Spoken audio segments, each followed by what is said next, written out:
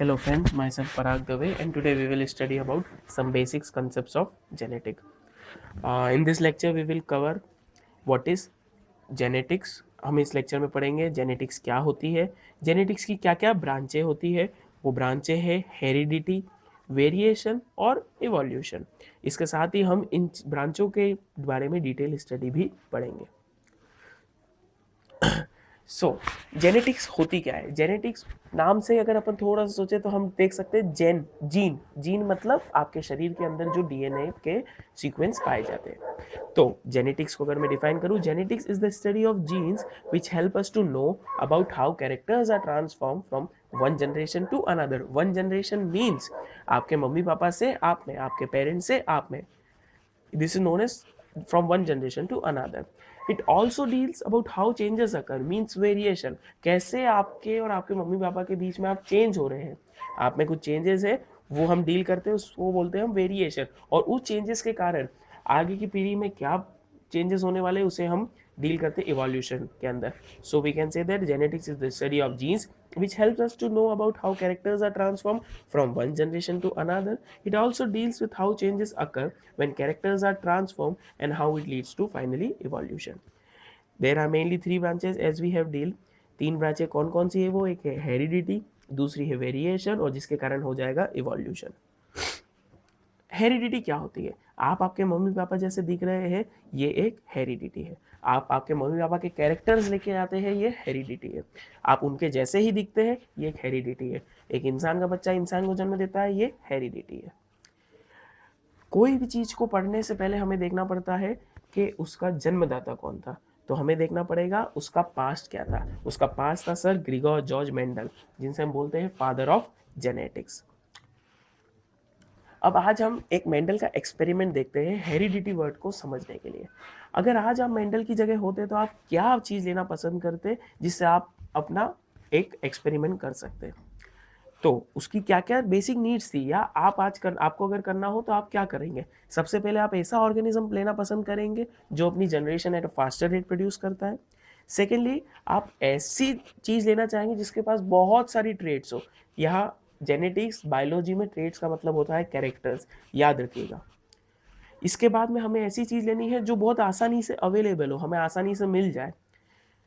अब मेंडल ने, आप सभी को मालूम है, उसने ली गार्डन पी, जिसे हम बोलते हैं बॉटनिकल नेम पीसीएम सेटाइवम। आप याद रखिएगा, हमेशा हर कॉम्पिटिटिव एग्जाम में ये पूछा जाता है what is the botanical name of the garden pea. आप याद रखिएगा पीसीएम सेटाइवम। गार्डन पी आखिर क्यों ली मेंडल ने? क्यों? क्योंकि एक तो सबसे पहली बात वो इजीली अवेलेबल है, दूसरा वो आसानी से ग्रो कर सकती है। सबसे मेन और इम्पॉर्टेंट बात, अगर आज आप ह्यूमन बीइंग के साथ एक्सपेरिमेंट करना चाहे मेंडल का तो आप नहीं कर सकते, क्योंकि एक जनरेशन से दूसरी जनरेशन तक आने में लगभग 20 से 25 साल लग जाएंगे, और आपको 4-5 जनरेशन अगर स्टडी करनी हो तो आपको शायद 2 जन्म लेने पड़ेंगे। इसलिए मटर, जो कि जनरली 5 से 6 महीने में ग्रो कर जाती है, इसलिए उसने मटर ली। थर्ड, वो अपनी जनरेशन बहुत फास्ट रेट पे प्रोड्यूस करती है, बहुत फास्ट रेट पे, जैसे हमने अभी देखा। उसके बाद वो सबसे मेन और सबसे इंपॉर्टेंट क्वालिटी, मटर गार्डन पी के पास बहुत सारी ट्रेड्स है।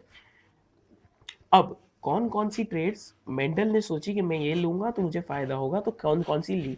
आपने बहुत सारी बुक्स पढ़ी होगी, किसी में 9 लिखा है, किसी में 8 लिखा है, किसी में 6 लिखा है, लेकिन ऑथेंटिक बुक के हिसाब से मेंडल ने 7 कैरेक्टर लिए थे। कौन कौन से थे वो 7 कैरेक्टर्स? उसको समझने से पहले हमें समझना पड़ेगा डोमिनेंट वर्ड का मतलब और रिसेसिव मतलब। डोमिनेंट, आज आपके मम्मी पापा आपको कोई काम बोलते हैं तो आप वो करते हैं, ये है उनका डोमिनेंट नेचर। क्यों? क्योंकि वो आपसे बड़े हैं, आपको उनकी बात सुननी पड़ती है, वो आपके ऊपर हावी है। इस वर्ड का मतलब होता है डोमिनेंट। आप उनकी बात सुन रहे हैं, इसलिए आप है रिसेसिव। अच्छी बात है जो आप बात सुन रहे हैं। तो मेंडल ने कौन कौन से 7 कैरेक्टर लिए थे, वो क्यों डोमिनेंट थे और क्यों रिसेसिव थे? प्लांट हाइट सबसे पहला कैरेक्टर। डोमिनेंट कौन सा था? टॉल। रिसेसिव था ड्वार्फ, एक लंबा एक छोटा। पॉड, पॉड मतलब फली, फली। आप खुद ही देख लीजिए, अगर आप हरी होगी फली मटर लेने जाएंगे, हरी होगी तो ही आप लेंगे, येलो कलर की नहीं लेंगे। इसलिए dominant is green and recessive is yellow. Pod shape, एक राउंड फली को आप लेना पसंद करेंगे बनिस्बत एक बिल्कुल इन्फ्लेटेड या कॉन्स्ट्रिक्टेड फली को। नेक्स्ट आता है सीड कलर, येलो या ग्रीन। नेक्स्ट आता है सीड शेप, राउंड और रिंकल। एक राउंड सीड अच्छे से प्रोड्यूस करेगा प्लूम्यूल और रेडिकल, जो हम जर्मिनेशन में देखते हैं, और वही एक जो रिंकल सीड होगा वो जल्दी से प्रोड्यूस नहीं कर पाएगा। नेक्स्ट आता है फ्लावर पोजीशन।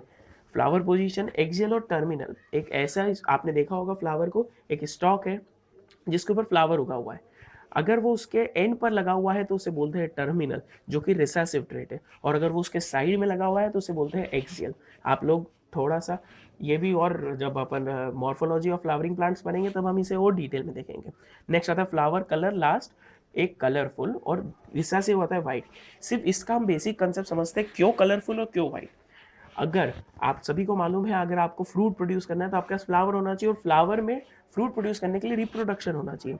उस रिप्रोडक्शन के लिए आपको इंसेक्ट वेक्टर चाहिए। आप लोगों ने पढ़ा होगा इंसेक्ट चाहिए जो एक जगह से दूसरी जगह पोलन ग्रेन को ट्रांसफर करे।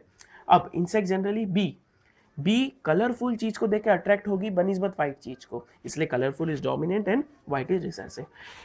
इसका हम डिटेलिंग एक अलग चैप्टर में भी पढ़ेंगे, लेकिन अभी बेसिक आप ये बस याद रखिएगा, हमेशा इस वर्ल्ड ने हमें ये चीज़ क्वालिटी दी है कि हमेशा डोमिनेंट वही चीज़ होगी जो अच्छी होगी। आप याद रखिएगा, आपके पास जो कैरेक्टर्स आए हैं वो आपके मम्मी पापा से आए हैं, जो आपके कैरेक्टर्स अच्छे थे उनके, वही आप में आए हैं।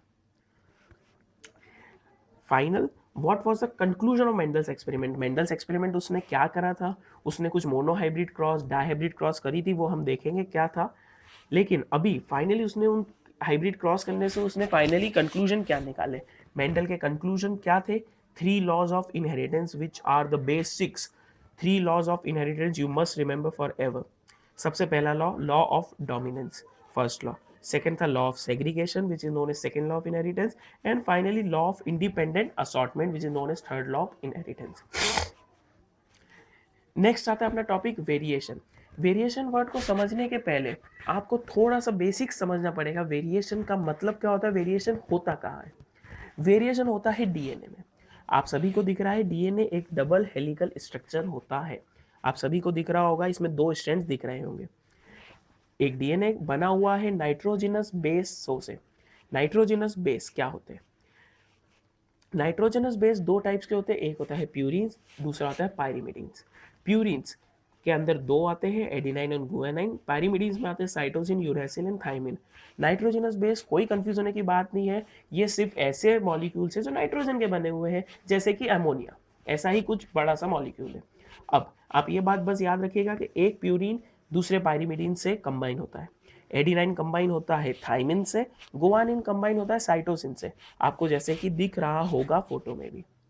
लेकिन ये स्ट्रक्चर एक डीएनए का है। आप हमेशा याद रखिएगा, हर कॉम्पिटिटिव एग्जाम में भले ही से आप एक प्री मेडिकल टेस्ट दे रहे हैं या एक यूपीएससी दे रहे हैं, कलेक्ट्री के एग्जाम दे रहे हैं, हमेशा ये पूछा जाता है in DNA adenine links with thymine, but in case of RNA adenine links with uracil, हमेशा याद रखिएगा। Next, what variation. वेरिएशन के बहुत सारे फायदे भी है, बहुत सारे घाटे भी है। Variation finally leads to evolution which is a beneficial aspect of variation. Last and final topic today is evolution. क्या होता है ये इवोल्यूशन भाई? इवोल्यूशन, इवोल्यूशन आप सभी को मालूम है कि हम एप से प्रोड्यूस हुए हैं, हम एप के, हमारे पूर्वज जो थे वो एप थे। ऐसा क्या हुआ एप में कि हम प्रोड्यूस हो गए? वो था वेरिएशन, वो था म्यूटेशन। म्यूटेशन हुआ, इसके कारण हम आज ह्यूमन बीइंग बन चुके हैं। जैसे अपन ने हेरिडिटी के टाइम पे भी देखा था, कोई भी चीज को पढ़ना हो तो उसका पास्ट पढ़िए, उसका जन्मदाता पढ़िए। हमें फादर ऑफ इवोल्यूशन पढ़ना है, वो थे sir Charles Robert Darwin. Sir Charles Robert Darwin एक बहुत बहुत बहुत माने हुए साइंटिस्ट थे अपने टाइम के। उन्होंने बहुत सारे इवोल्यूशन के कंसेप्ट्स दिए, बहुत चीज़ें करी। वो एक हमेशा टूर पर ही घूमते रहते, हमेशा वॉयज पर ही थे। उन्होंने इवोल्यूशन में क्या होता है, हमें इवोल्यूशन देखना है तो सबसे पहले हम इवोल्यूशन में क्या क्या देखेंगे। इवोल्यूशन से हमें पता पड़ता है कि कैसे इस दुनिया में लाइफ आई है, जिसका शायद आज तक बड़े बड़े लोगों को भी मालूम नहीं है। लेकिन अगर हमने इवोल्यूशन पढ़ रखा है तो हमें मालूम है कि how life evolved on earth. हमें मालूम होगा कि कौन सा पहला ऑर्गेनिज्म था। बुक्स में आदम, ईव और ये और वो बहुत कुछ लिख रखा है, लेकिन इवोल्यूशन पढ़ने के बाद ही हमें मालूम पड़ेगा who was the first organism on earth. Next, कौन से स्फीयर पे, आप लोगों ने बहुत सारे बायोस्फीयर पढ़े होंगे जरूर से ज्योग्राफी में, हाइड्रोस्फीयर, लिथोस्फीयर, ट्रोपोस्फीयर, बहुत सारे कंसेप्ट सुन के, लेकिन कौन से स्फीयर पे सबसे पहले लाइफ आई? मैं आपको इसका आंसर भी देना चाहूंगा, सबसे पहली लाइफ आई थी हाइड्रोस्फीयर पे। इसके बाद हम देखते हैं, अगर हम इवोल्यूशन पढ़ते हैं कि कैसे ऑर्गेनिज्म एडवांस हुआ है, हम पहले एप से जन्मे हैं, हम एप से ज़्यादा एडवांस्ड है, आपको विश्वास है अपने आप के ऊपर, हम एप से ज़्यादा एडवांस्ड है, ये हम पढ़ते हैं इवोल्यूशन में। फाइनली शुरुआत में हम बने थे एक बैक्टीरिया, बैक्टीरिया से एप, और एप से आज ह्यूमन बीइंग, तो ये बहुत बड़ा इवोल्यूशन है, और इसे हम इसी चीज़ को पढ़ने के बाद समझ सकते हैं। Next, what would be the future? आपको हर चीज़ का पास्ट पढ़ लिया आपने, प्रेजेंट पढ़ लिया, लेकिन हर चीज़ का फ्यूचर आपको मालूम होना चाहिए। तो मैं आपको एक फ्यूचर अभी यहाँ पर आज ही बताना चाहूँगा।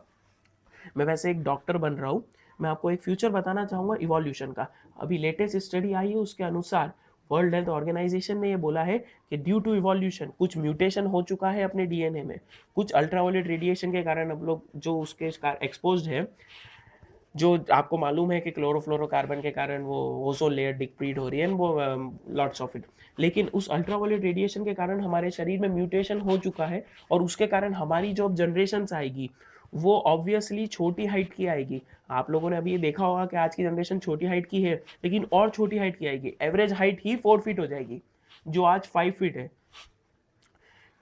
सो फाइनली ये सब टॉपिक्स हम देखेंगे, लेकिन उसके पहले हम देखेंगे what is the meaning of evolution, what is the definition of evolution. Evolution एक ब्रॉड बहुत ब्रॉड कंसेप्ट है, जिसे हम शायद जीवन भर पढ़ सकते हैं अगर आप इंटरेस्टेड है तो।